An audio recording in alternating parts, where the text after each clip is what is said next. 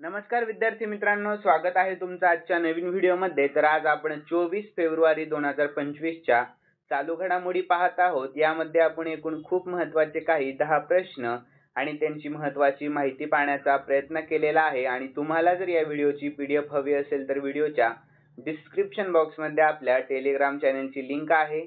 तेथे तुम्हाला सर्व व्हिडिओच्या PDF अगदी फ्रीमध्ये मिळतील। तर मित्रांनो, थोडाही वेळ वाया न घालवता आपण या व्हिडिओला सुरुवात करूयात। तर मित्रांनो, या अगोदर आपण कालच्या चालू घडामोडी पाहून घेऊयात। आणि कालचा पहिला प्रश्न होता, कोणत्या शहराने ट्रान्सजेंडरची पहिली अखिल भारतीय परिषद आयोजित केली आहे? तर अजमेर यानंतर ब्रिटिश ब्रॉडकास्टिंग कॉर्पोरेशन म्हणजे BBC द्वारे 2024 ची भारतीय sports woman of the year म्हणून नुकतीच कोणाची निवड करण्यात आली? तर मनू भाकर यांची। यानंतर javelin anti tank guided missile कोणत्या देशाने विकसित केली आहे? तर अमेरिका या देशाने। यानंतर कालचा पुढील प्रश्न, विधानसभेत भाषांतर प्रणाली लागू करणारे कोणते राज्य भारतातील पहिले राज्य ठरले? तर उत्तर प्रदेश हे राज्य। यानंतर 19 फेब्रुवारी 2025 रोजी छत्रपती शिवाजी महाराज यांची कोणती म्हणजेच कितवी जयंती साजरी करण्यात आली? तर 395वी। तर कालबाह्य औषधांची विल्हेवाट लावण्यासाठी केरळ सरकारने कोणता प्रकल्प सुरू केला? तर एनप्राउड हा प्रकल्प। पुढील प्रश्न, ईशान्य भारतातील कोणते राज्य 20 फेब्रुवारी रोजी आपला 38वा स्थापना दिवस साजरा करत आहे? तर अरुणाचल प्रदेश।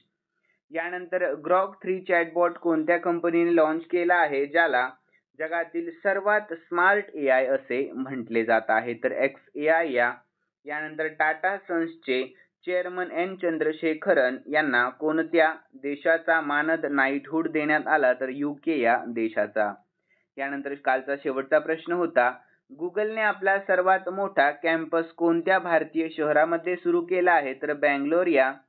यानंतर विद्यार्थी मित्रांनो, आपण आजच्या चालू घडामोडी पाहूयात। आणि आजचा पहिला प्रश्न असणार आहे, सर्वात वेगवान 200 एकदिवसीय विकेट्स पूर्ण करणारा भारतीय गोलंदाज कोण बनला आहे? तर याचे योग्य उत्तर ऑप्शन ए मोहम्मद शमी बनला आहे। कोण? तर मोहम्मद शमी।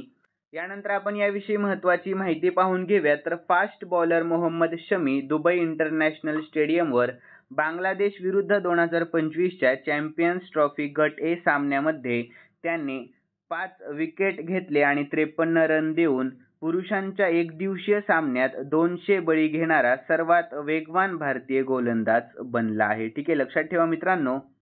यानंतर पुढील प्रश्न, तर एकदिवसीय क्रिकेटमध्ये सर्वात जलद 11,000 धावा करणारा दुसरा खेळाडू कोण बनला आहे? तर याचे योग्य उत्तर ऑप्शन बी रोहित शर्मा बनला आहे। कोण? तर रोहित शर्मा। तर याविषयी आपण महत्त्वाची माहिती पाहूयात। तर रोहित शर्मा भारत आणि बांगलादेश यांच्यामध्ये खेळल्या गेलेल्या सामन्यात 11,000 वनडे धावा करणारा दुसरा सर्वात जलद खेळाडू ठरला आहे।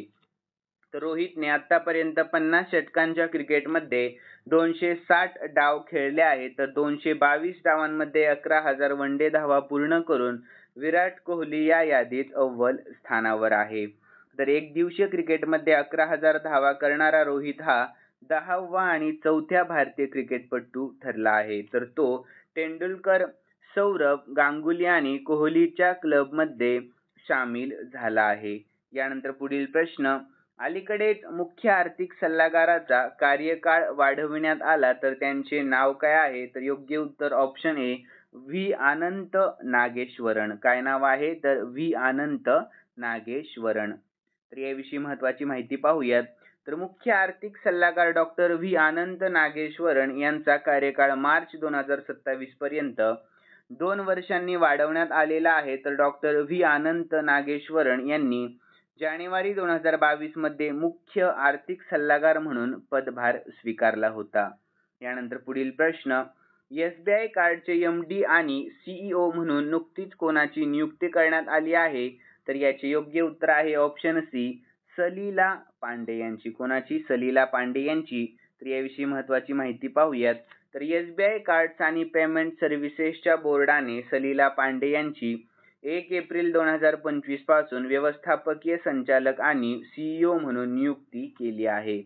तर सलीला पांडे यांची 2 वर्षांच्या कार्यकाळासाठी नियुक्ती केली जाईल। तर स्टेट बँक ऑफ इंडिया म्हणजे SBI विषयी शॉर्टमध्ये महत्त्वाची माहिती पाहूयात आपण। तर स्थापना 1 जुलै 1955 मध्ये झाली. मुख्यालय मुंबई महाराष्ट्रामध्ये आहे आणि सध्याचे अध्यक्ष छल्ला श्रीनिवासुलू शेट्टी म्हणजेच CS शेट्टी हे आहेत. पुढील प्रश्न, ब्रिक्स समिट 2025 कोणता देश आयोजित करणार आहे? तर याचे योग्य उत्तर आहे ऑप्शन बी, ब्राझील हा देश. कोणता? तर ब्राझील. तर याविषयी महत्त्वाची माहिती पाहूयात. तर ब्राझीलने जाहीर केले की पुढील ब्रिक्स शिखर परिषद 2025 6 ते 7 जुलै 2025 रोजी रिओ दी जानेरो ब्राझील येथे होणार आहे. तर ब्रिक्स विषयी शॉर्टमध्ये महत्त्वाची माहिती पाहूयात आपण. खूप महत्त्वाची माहिती आहे मित्रांनो, माहितीकडे लक्ष द्या. तर 2001 मध्ये ब्रिटिश अर्थशास्त्रज्ञ जिम ओनील यांनी ब्राझील, रशिया, भारत आणि चीन यांचा समावेश करून ब्रिक हा शब्द तयार केला. तर 2006 मध्ये ब्राझील, रशिया, भारत आणि चीनच्या परराष्ट्र मंत्र्यांच्या बैठकीमध्ये त्यांची औपचारिकता करण्यात आली. यानंतर 2010 मध्ये दक्षिण आफ्रिका देखील त्यामध्ये सामील झाला आणि त्याचे नाव ब्रिक वरून ब्रिक्स असे बदलले गेले. तर सध्या त्याचे 10 सदस्य आहेत. तर कोणते कोणते आहेत? तर ब्राझील, रशिया, आपला भारत देश, चीन, दक्षिण आफ्रिका, मित्र राष्ट्र इथिओपिया, इराण, संयुक्त अरब अमिराती आणि इंडोनेशिया. यानंतर भारताने 2012 मध्ये प्रथमच ब्रिक्सचे अध्यक्षपद भूषवले आहे. यानंतर मित्रांनो, ब्राझील विषयी आपण शॉर्टमध्ये महत्त्वाची माहिती पाहून घेऊयात. तर क्षेत्रफळ आणि लोकसंख्या या दोन्ही बाबतीत हा जगातील 5वा सर्वात मोठा देश आहे. तर हा दक्षिण अमेरिका आणि लॅटिन अमेरिकन प्रदेशातील सर्वात मोठा देश आहे.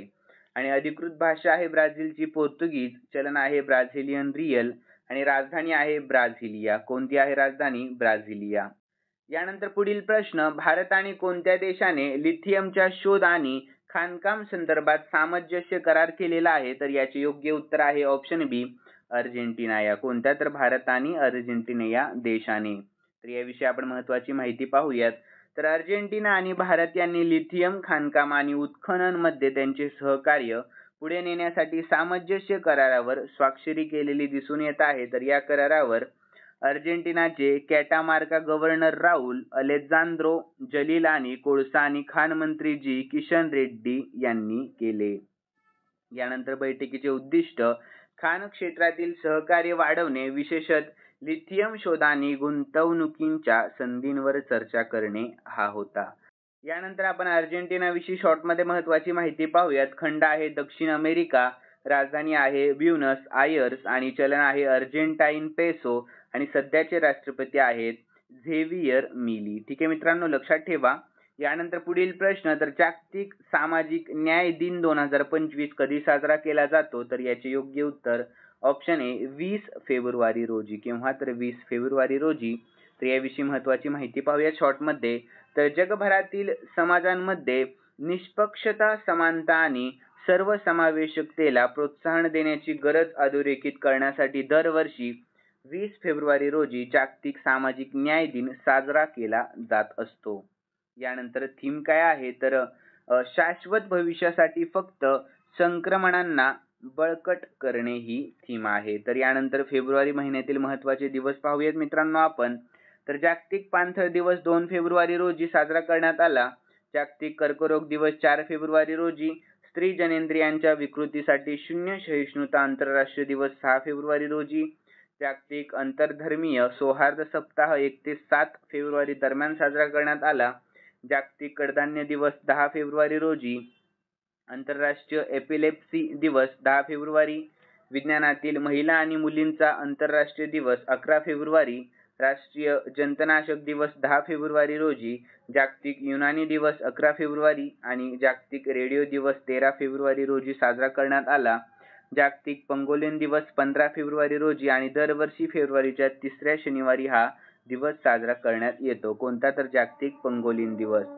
जागतिक पर्यटन लवचिकता दिवस 17 फेब्रुवारी रोजी आणि आंतरराष्ट्रीय बाल कर्करोग दिवस 15 फेब्रुवारी रोजी साजरा करण्यात आला.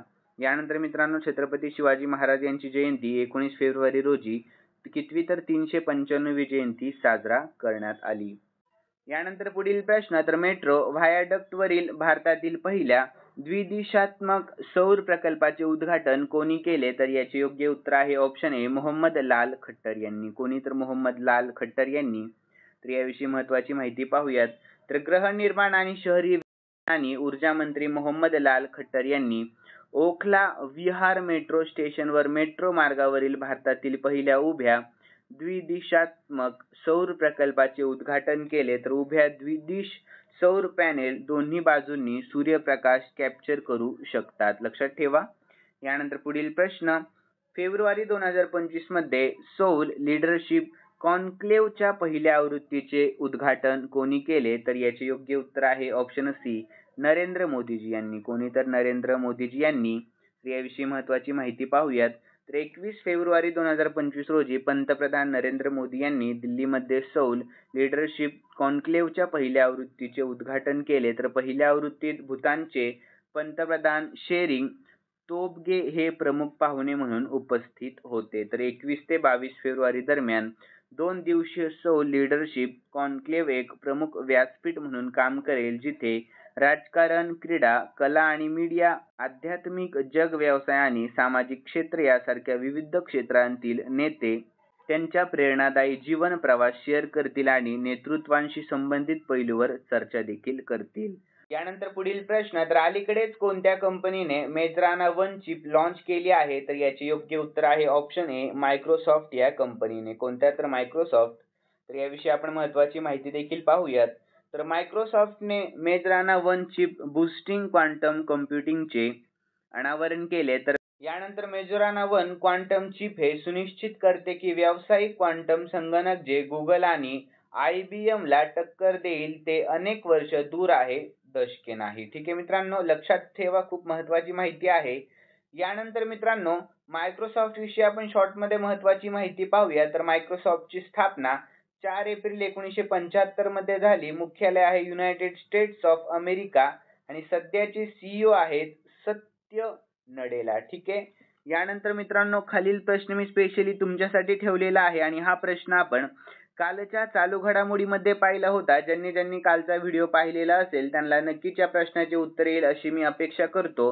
तर प्रश्न असा आहे, गुगलने आपला सर्वात मोठा कॅम्पस कोणत्या भारतीय शहरामध्ये सुरू केला आहे? तर याचे योग्य उत्तर तुम्हाला आपल्या कॉमेंट बॉक्समध्ये सांगण्याचा प्रयत्न करायचा आहे मित्रांनो. आणि तुम्हाला जर आजचा व्हिडिओ आवडलेला असेल तर नक्कीच या व्हिडिओला लाईक करा आणि सबस्क्राईब करायला अजिबात विसरू नका. तर चला भेटूयात नवीन व्हिडिओमध्ये. धन्यवाद.